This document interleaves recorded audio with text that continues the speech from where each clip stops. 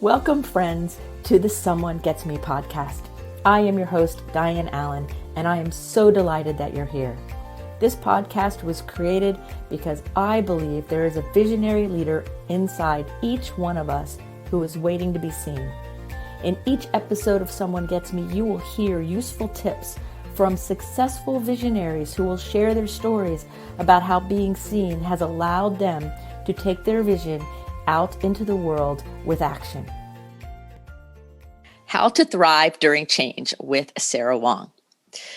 Good day, everybody. And you're going to be really excited to listen to Sarah because she is an expert and passionate about thriving through change in a way that has you evolve even more amazing than you already were to start with.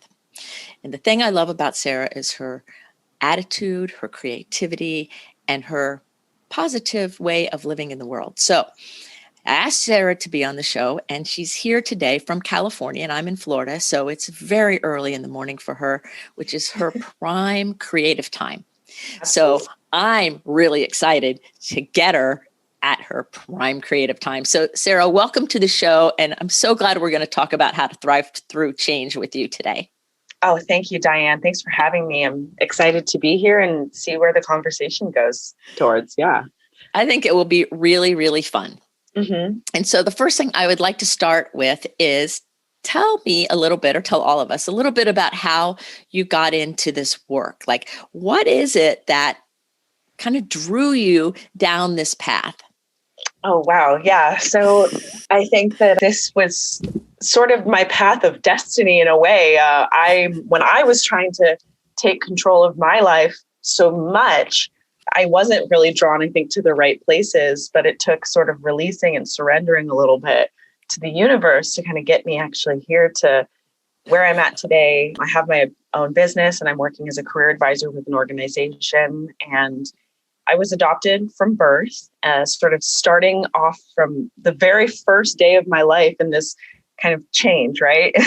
Right. As a newborn baby, I was adopted from birth. So that was a change right away. And just throughout my whole life, it was kind of evolution after evolution after evolution. And I had a really wonderful childhood. My childhood years were great. But as I got older and I, started to kind of come into myself a little bit, like in my early 20s, after college, that time, I was struggling with my identity. I didn't really know who I was or how to identify myself in the world, really. And not knowing this huge part of myself, not having any idea like who my biological family was or where they came from or really much information about them. It was a problem, and I know it's not just me being adopted. Other people have these problems as well, where they are disconnected maybe from their true ancestry. I think maybe here in America, a lot of people have that where they don't really know where their families come from. So I struggled with that.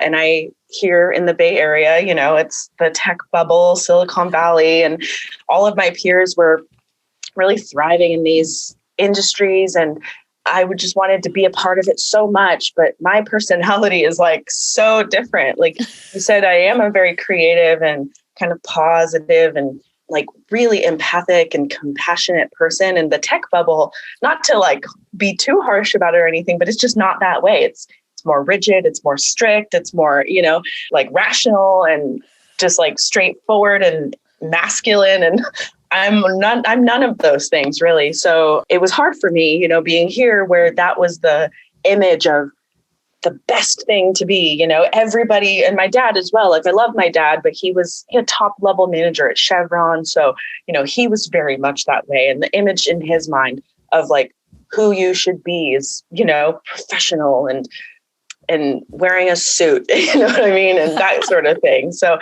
here I was like this little fairy girl, like with flowers in my hair, running around with like rainbow glitter everywhere, and just wanting to, be something completely different. And so it took really kind of getting to that kind of breaking point in my life of feeling kind of pulled between all these different things that everybody around me expected me to be or wanted me to be. But I, in that process, lost myself, what I truly wanted to be and who my identity was. So through that, I was like, I kind of took back the ownership of my life. It took my power back into my own hands and started to really make decisions for myself and, like know who and what I should be kind of spending my time with. And I think especially over this last year with this pandemic and this quarantine, it's quite literally forced us all inside and, away from a lot of things. So through that, I've actually found a lot of space and growth and time for me to like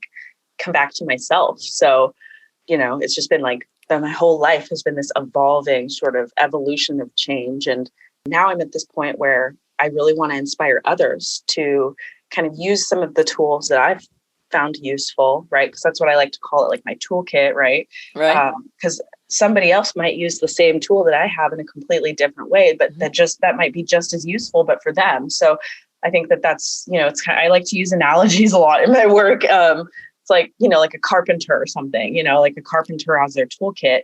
And then when they give their toolkit to their apprentice or whatever, that apprentice learns the tools and, then figures out their own way, right, with it. Right, so that's sort of how I like to inspire people and help people. Oh, that's so inspiring. So you brought up a ton of like questions in my mind, of course. Yeah. And the first thing that has been going through my mind almost the whole time you're talking was Socrates' quote, "The only constant is change." Oh, yeah. And how so many people kind of stake their claim of how they hate change. They don't like change. They do stuff the hard way and they make their life like really, really hard by staking that claim. Right. Yeah. And I'm sure you've run into those kinds of people. It probably in the Silicon Valley region paradigm, right? Like, it has to be this way. And you're like, la, la, la. No, not really. Yeah. And so what I'm curious about then you being an empath, and then that's, taking on, empaths tend to take on all that energy. What have you done over your life to be able to help yourself emerge in a joyful, happy way where it didn't take you down? It has taken me down before. It certainly has. Yeah. And somehow you emerged out of that takedown. So what did you do to help yourself emerge out of that energy that I'm sure was really difficult? Oh, yeah. I mean, it was really turning that lens and pulling that energy back into myself. One of my friends, actually, he's a spiritual medium. Like, he is probably the most convincing person that I've ever spoken to. So his stories and just his recollections and the way he is, like, you can literally feel like spirit energy coming off of this guy. And he was talking with me one day when I was really at the bottom. I was at my rock bottom. I was worn thin. My energy wall was worn thin. And at this point, I didn't even really know about like chakras or energy balance or any of that sort of stuff. And he gave me a black tourmaline stone. I'm not sure if you're familiar with black tourmaline, but it's a really powerful it protects against psychic attacks, like negative psychic attacks. It like absorbs them. I actually have one that I hold on to almost all the time still to this day. And so he gave me this black tourmaline stone and it got so hot in my hand, like the moment that I touched it. And I was like, why is it getting so hot? He's like, it's because it's absorbing all the energy. It's helping you. And I was like, okay. And so that was sort of the start for me. I had been sort of meditating and doing breath work, but I wasn't really thinking about it through a spiritual lens. I was thinking about it through more of like a de-stress, anti-anxiety sort of lens. Yes. But as I went down that path of, just doing breath work, just like breathing and sitting calmly for a little bit to try to reduce my anxiety, that's when like the spirit body, started to become more powerful, and I started to get a lot more in touch with the spirit body and that side of things. And so as I started to realize that I do have an energy center, that I do have this spirit body, I had basically spent the majority of my life not even acknowledging or believing that it exists and neglecting it entirely. And, there's, I think, a lot of evidence, at least in my life, my experience, that, if you neglect your spirit body and your energy body, I mean, it manifests here in the physical, and then you start to have physical symptoms that show up random. For me, I get like irritable bowel syndrome stuff, like my throat starts burning, my stomach starts burning, my skin gets like really dry. I think a lot of people maybe with psoriasis or eczema, like maybe have, it could be not every case, obviously, but there might be something going on in the spirit. Because I think the thing with a lot of illnesses, right, a lot of people, when they're having these symptoms, even mental health symptoms too, they want to attribute it to a physical thing. They see it on their body and they're like, oh, this must be something in the physical. You know what I mean? This must be something that I need a medicine, or I need to put an ointment on here or something. They don't really think. And this is what I was doing. I wasn't really thinking like, oh, I need to like meditate and pray and de-stress and spend time inside to help this issue, right? To make this get better. And as I started doing those things, as I started kind of leading more into that, my spirit body started healing, and I started becoming, it fed the empath energy inside of me, right? Because my empath energy like got worn down basically almost to like nothing, and I started to like become somebody that I know I'm not naturally, because by my nature, I'm just like I said, like pixie rainbow fairy girl, like super like sweet and loving. And when I find myself like kind of angry at the world and, resentful about the people around me and feeling just upset at everything, that's when I know I'm like, okay, there's something going on here, and I need to like maybe do some work in a different area, and maybe open up to a different way to help myself, rather than just go running to the doctor every single time and asking like, well, what's going on? Because sometimes, no harping on Western medicine 100%, but sometimes the doctors may not have the answer. So yeah, you have to kind of look in other places sometimes. And that's exactly what I did that's exactly what I still do to protect myself. But if I do have a problem that a doctor can solve, I definitely, go to the doctor too. So. Oh yeah, I think it's a yes and, right? I think it's, a lot of people think it's either or, and I'm with you. It's a yes and. Yeah. And I was just teaching in my Someone Gets Me inner circle, because I have an inner circle group that I teach. I was just teaching about the spiritual principles of as above, so below, that all things that land in the body started spiritually. Absolutely. So if there's a disconnect in one place, that if we only start in the physical realm to take care of it, that's the long way. This is the only time I say you can burn the candle at both ends, is address the physical and address the spiritual and the mental, emotional in the middle, so that then we get a faster result. Yeah. And freedom. And so you're describing it perfectly. Thank you. Yeah. Yeah, it's true. It matters that, especially as sensitive people, that we realize that not all of the things that are kind of wearing us down to like, where your poor little empath self, I could just see her just like, no, let me show up. Let me show, like barely making it through. And then when you started feeding that energy and really taking care of her again, that like coming home and taking care of you, like really taking care of you. Yeah.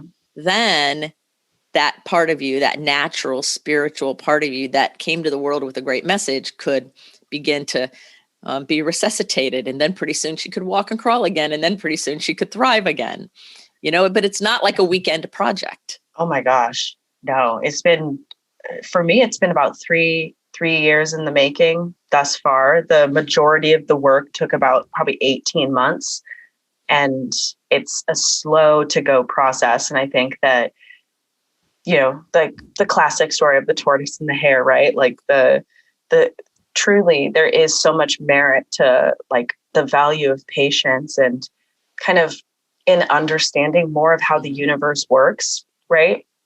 I think there's some certain universal truths, and I think patience is one of those, and learning how to slow down. One of the best kind of turning points of advice that I received was from a life coach. I wasn't working with her directly, but she was just consulting with me. And she said that the mind is like, imagine a mason jar full of water with sand in it, right?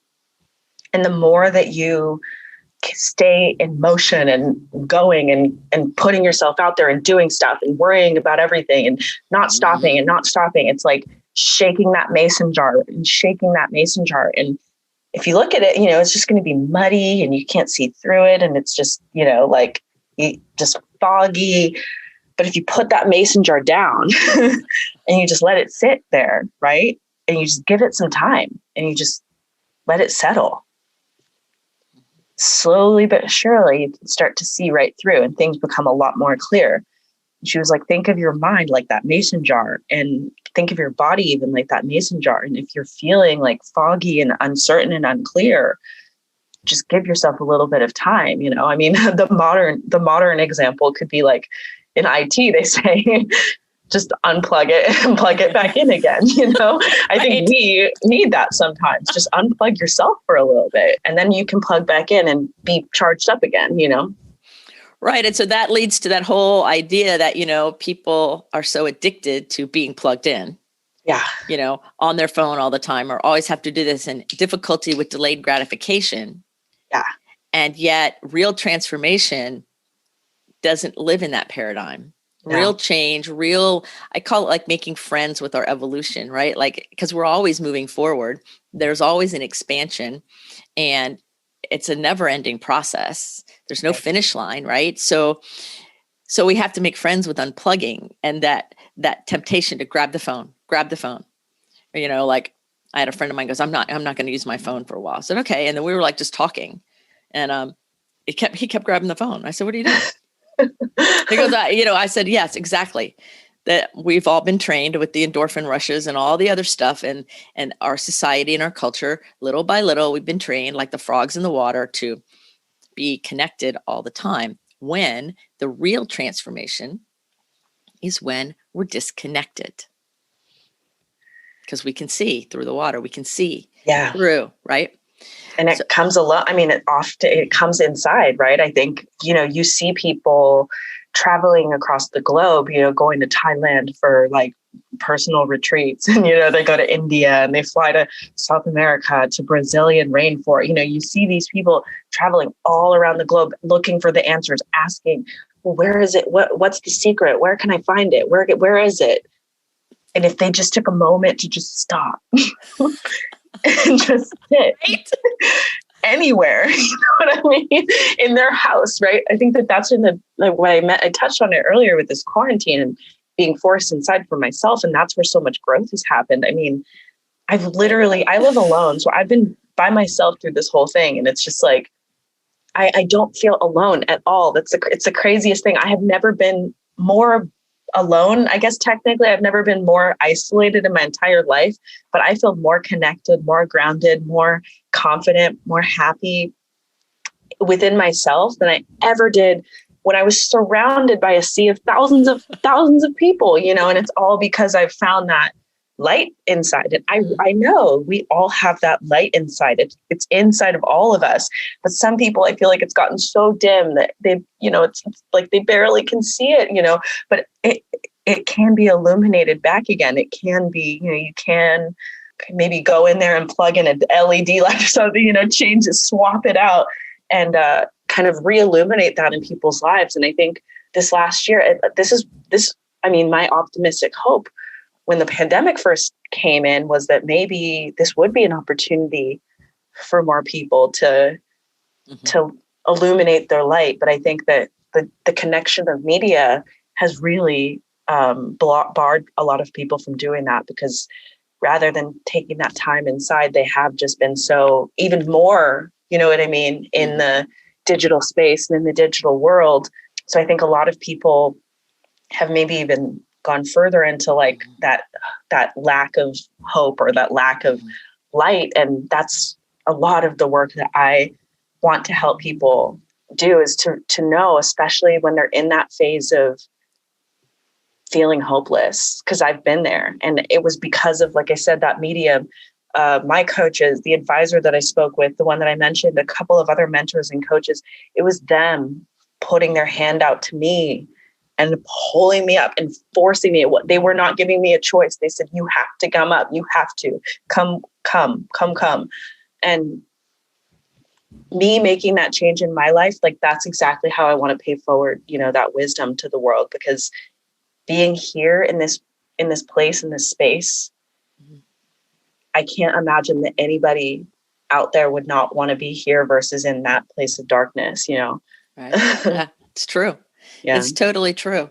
And that's one of the things that I really resonated with you when I first met you, was because it's like, oh my God, it has to do with knowing that those people who reached out to help you, people reached out to help me, and I'm reaching out to help other people. And exactly, I tell everybody we're like lighthouses. And so you have to turn the light on, and then you have to put the shades up from all the different panels so that people can see your light once you got the light on. It's not one process. There's more than one thing happening. And that's how we're meant to show up in the world.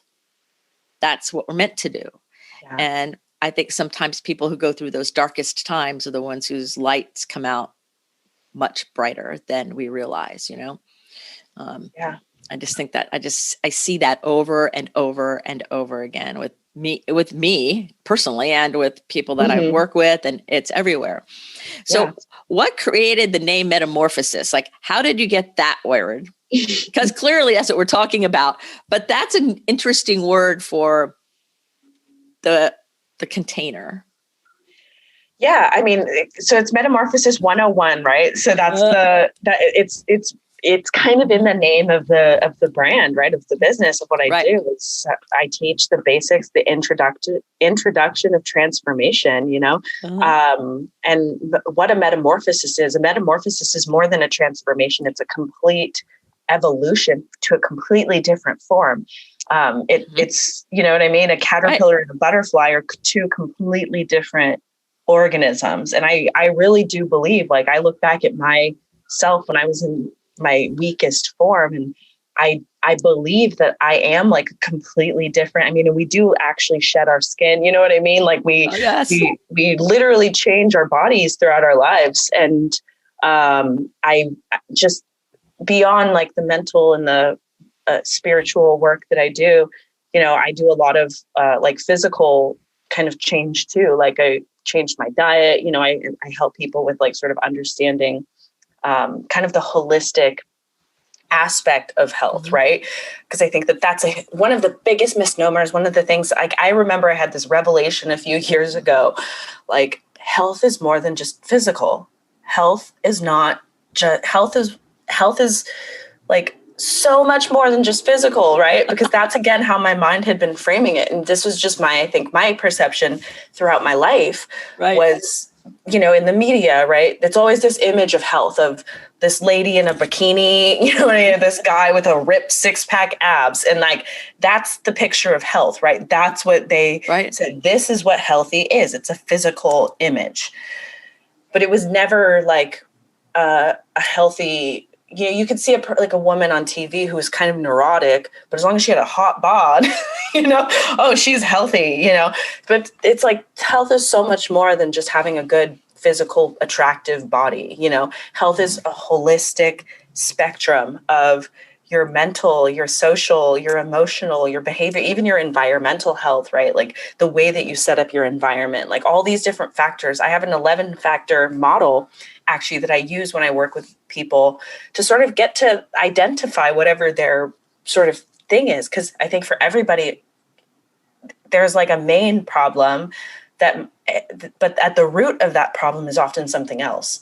They see something on the surface and they're like, this is my problem. Like for me as a career advisor, a lot of times I'm dealing with folks that are out of jobs and they think that's their problem. They're like, I'm out of work. I don't have a job. I need your help in finding a job. But the problem is oftentimes rooted somewhere else. So that's what I really like to do is I like to get to the root of the problem and I like to help people solve that. And then the end goal can be getting them into a wonderful job that they truly love. And I would much rather do that work than just get them a job and say, okay, here, see you later, because you can get anybody a job, right? I mean, finding people jobs, I guess in the pandemic world is a little bit more challenging, but still, you could find people jobs. You could find a restaurant or something, you know what I mean? You could find like a Amazon delivery, so you could find a job for somebody, but I really want to inspire people to figure out what their real values are in life, who they are, right? Find that identity, right? Because like I said, my struggle really came with a lot of identity issues and not really knowing who I am and what my place is in this world. So I think that lacking that for people and not having that sensibility is a real challenge. And oftentimes I think people maybe don't even have a full awareness of the fact that they're maybe lacking some part of identity or that they have this issue. So I like to, help them sort of see that, understand that, and,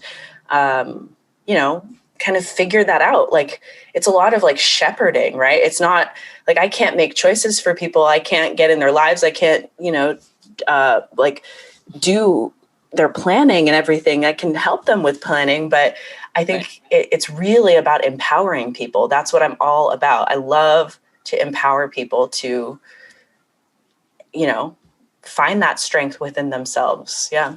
Right. Well, you can't do it for them. You want them to do it, but everybody has to walk their own path.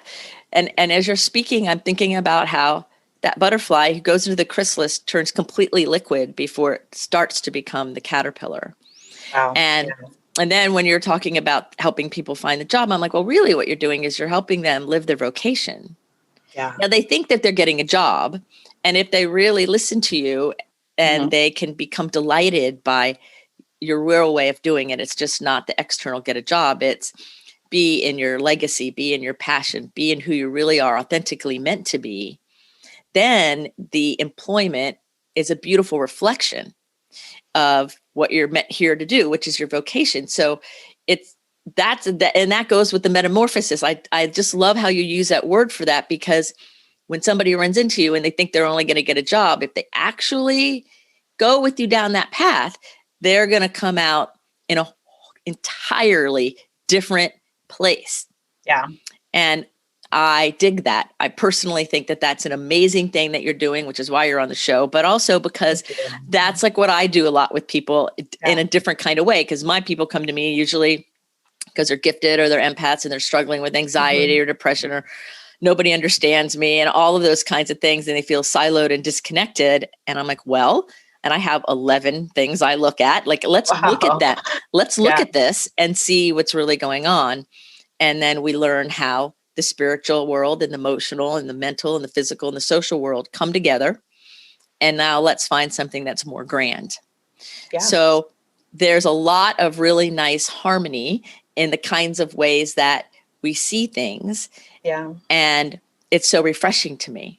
It's refreshing for me to meet you and to have you on the show, because it's like, see, it is possible. It is possible to take a pandemic when you live alone and create something so amazing that for years to come, you'll be looking back going, wow, that was great. That was powerful. That was amazing. Yeah. Or we could choose the dark side and feel sorry for ourselves and get all weird and have a longer road out, which some people are choosing, and that's free will. That's okay. But it's it's nice to know that we can take difficulty in the world and say, all right, what can I do to have this help me? Now, I want to touch on something else that goes with this that I think is important for everybody. And that is the ability to receive the help. So when those people reached out to you in your darkest time where you're like, not sure you're going to make it, you had to, on some level, be willing to actually grab their hand back, to receive it, to hold the stone, to learn the next thing, to do the meditation. Will you speak to that a little bit, about that ability to receive support, help, guidance? Absolutely. So I think, as you probably know, obviously, the reason that oftentimes we get even to that point, right, of that dark rock bottom, that real tough place, is because we've often shut ourselves off to receiving for so long. And I absolutely was there, where I was, it's up to me, right? People would be offering help and I'd be like, no, it's okay. I got it. Don't worry, like that sort of thing. Right. For a long time. And I had an incident happen where I've never shared this story publicly or openly, but I'm going to share it here today. So this was truly my moment of surrender. This was truly that turning point for me in my life. I was driving my car one night. It was about 2.5 years ago now or so. And it was pitch black. It was, I didn't see anything happening at all. I was just totally normally driving. And all of a sudden I thought that somebody shot me, because I live in Oakland, California. So I thought somebody shot me through my window, and I was like, I felt my body and I was like, oh my God, did somebody just shoot into my car? Because it sounded like a gunshot. And my window, I look up, my whole window was smashed in, like and I was like, what just happened? And I look over to the side of my car and I see a man sitting on the side of the road. And I was like, what just happened? What just happened?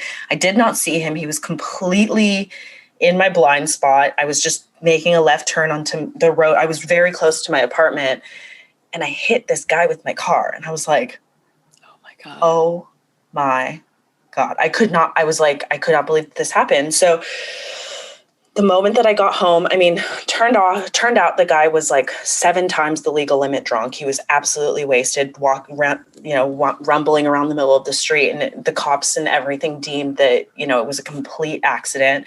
And if anything, my therapist was like, are you okay? Because it was like, actually, like, I blamed myself very much at first because I was like, it's my fault. I hit him.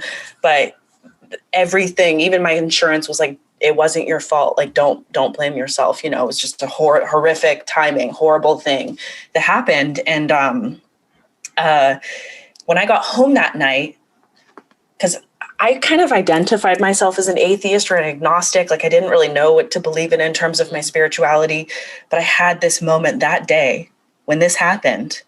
I fell down to my knees and I crossed my hands for the first time in my life. And I was like, God, do you exist? Like, what is going on? Like these are the types of things that I think like it shook me to my core. It literally got into my soul and started rattling my soul. And I was like, I have to change, because I had other things happening like this. I had other sort of darkness surrounding me. I had other sort of, instances of dark entities sort of coming through me and making bad things happen in my life. And this was like the most extreme thing. And I was like, if I don't pay attention to this as a sign, if I don't take this as a sign, and if I don't radically begin to change my life, I don't know what's going to happen next. I don't know what the next thing is going to be. Mm-hmm. And so I surrendered and I committed myself in that moment.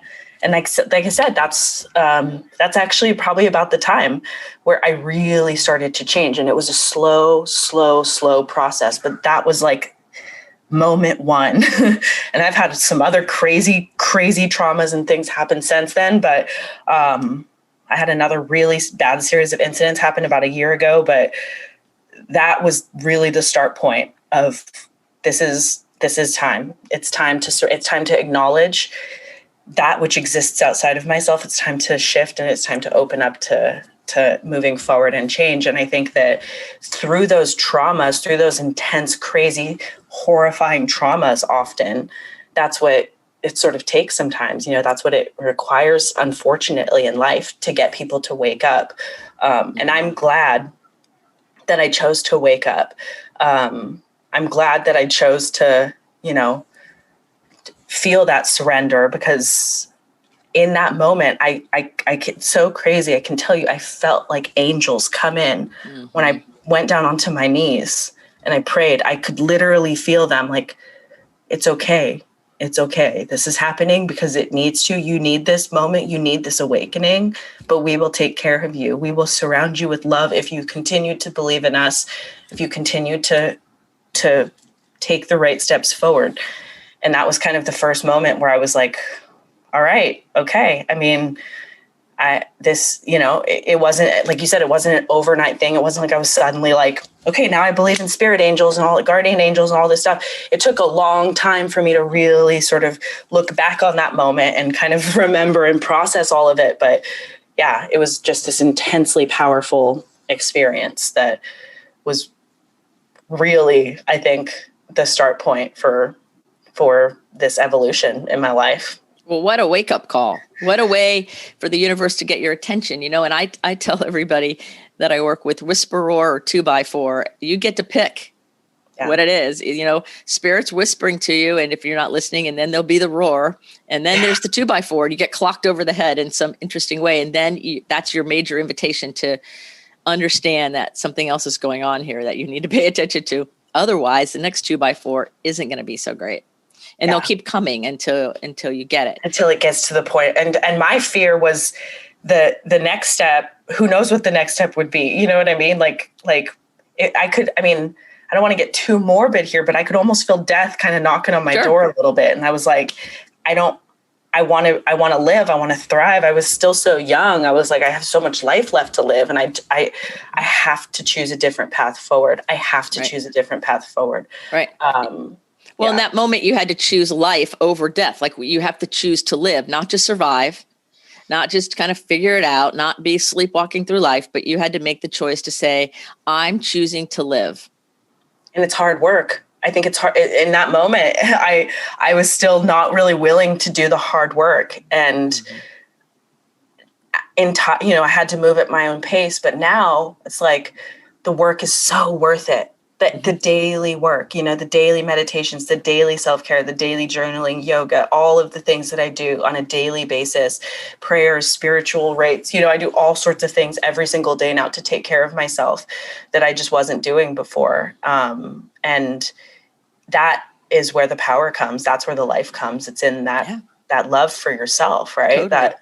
That self-love. And I think the world around us oftentimes doesn't want us loving ourselves, but our internal world needs us to love ourselves. It truly does. And our internal world is just as important to each of us as the external world, right? I think especially here in the Western world, like there's this idea of, like you have to be like the selfless person, right? Like putting too much time into yourself is somehow selfish or arrogant or wrong, right?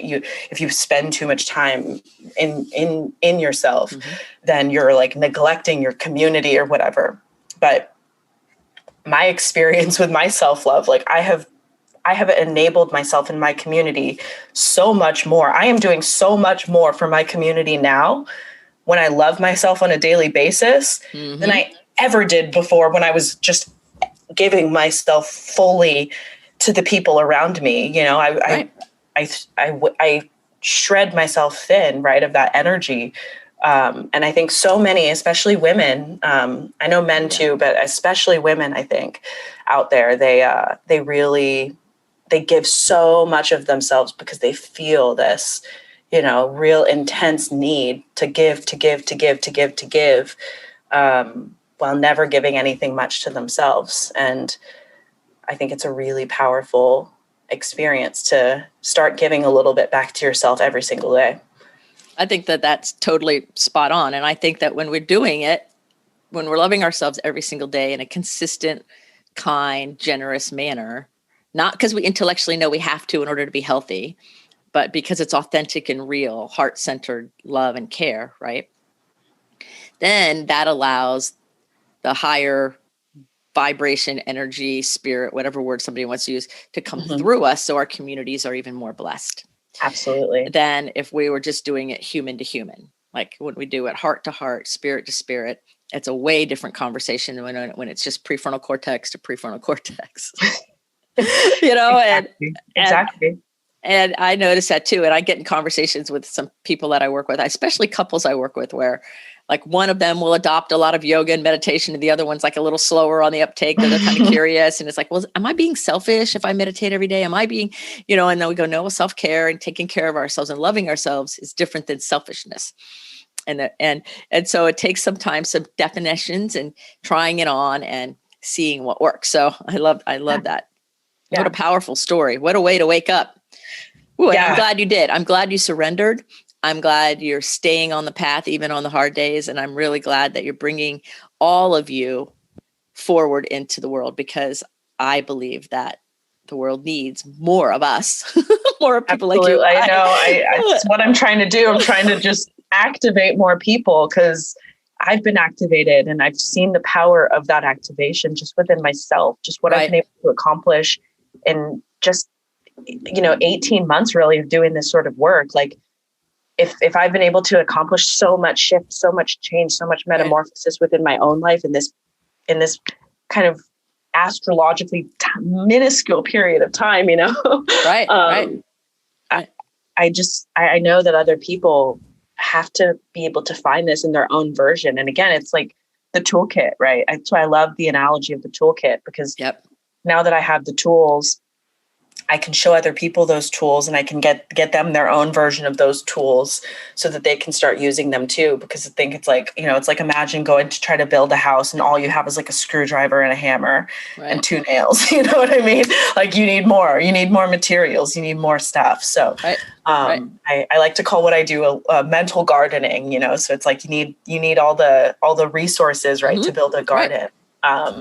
And it takes time, it takes patience, it takes love, it takes watering the flowers, maybe messing up a little bit, pulling out the crop, pulling out the weeds a little bit and restarting, there's a whole thing to building a healthy garden. And I think we all have like a bit of a garden inside of our minds, inside of our spirits, inside of ourselves that we can take care of and nurture. Oh my God. That's so amazing.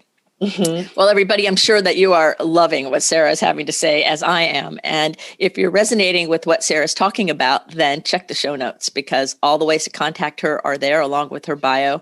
And I'm sure she would love to hear from you, even if it was just to say, I heard you on the Someone Gets Me podcast, right? Because the more that we share with each other and the more that we connect with each other, we all amplify all of our greatness, our goodness, and who we're meant to be. So if you're listening and you're feeling excited or you're connecting with her, let her know. You can let me know too. I'd love to know that, because I really believe that people like Sarah, when I met Sarah, I hung up from our Zoom call and I thought to myself, I'm meeting somebody who is helping bring in the new way. And I was so happy because she's so young. And sometimes I've been doing this 40 years. I've been doing it longer than you've been alive.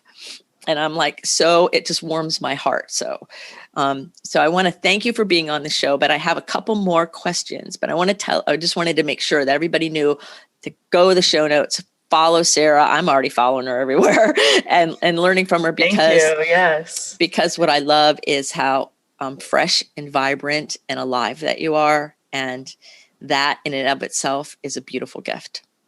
And I'm glad you're doing the work. I'm glad you chose to do the work that night. Oh, thank you. Yeah. Thank you so much. I appreciate it. It warms my heart. So my last question is this. Okay. And this will be a good one for you. That if we were going to do a billboard that the whole world was going to see with the message on it from you, those ones that have the message and then it says the person's name. So Sarah Wong at the bottom. What's the message? And everyone's going to see it in the whole world.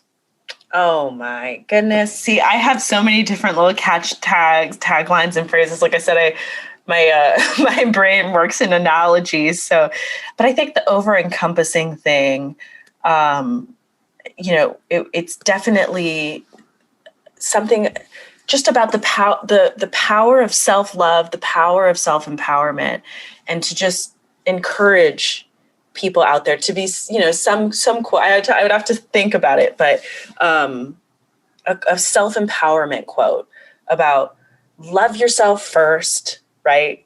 Love yourself first. Maybe put that oxygen mask on first. Mm-hmm.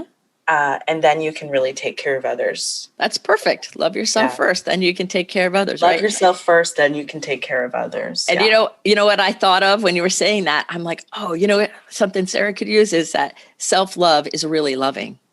Oh, self-love is loving the world. Self-love is loving real the loving. world. Yeah, right. Yes. Yeah. So that's beautiful. Well, I want to thank you for being on the show. This has been such an amazing time together. I hope you'll come back on the show in the future and we can stay connected, because I think that what you're doing, it just inspires me so much.